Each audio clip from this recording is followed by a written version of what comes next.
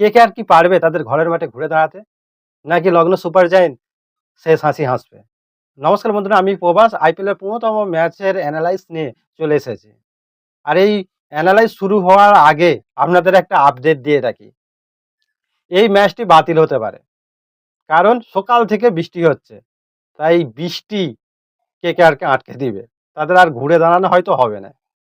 বন্ধুরা, যদিও শেষ পর্যন্ত ১০-১১ ওভারের খেলা হয়, তাতে বড় ভূমিকা নেবে অ্যানেল ফিনেল অ্যান্ড রিঙ্কু সিং।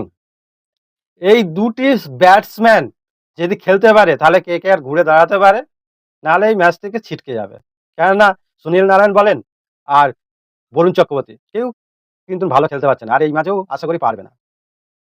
তাই লগ্ন সুপার জায়েন্ট সহজেই এই ম্যাচটা হয়তো জিতে নেবে যদি ১০-১১ ওভারের খেলা হয়। আজকের আর সেইরকম কিছু বলার নেই। আজকে যা বৃষ্টি হচ্ছে হয়তো খেলাটা বন্ধ হয়ে যাবে, তাই বিশ্লেষণের আর কিছুই নেই। আপনাদের যদি ভিডিওটা ভালো লাগে তাহলে ভিডিওটা লাইক করবেন আর চ্যানেলটা সাবস্ক্রাইব করে রাখবেন, কারণ প্রত্যেকটা ম্যাচের সঠিক অ্যানালাইসিস এখানেই পাবেন। তাহলে আজকের ভিডিওতে এখানেই শেষ করি বন্ধুরা, পরের ভিডিওতে আবার দেখা হচ্ছে। ধন্যবাদ।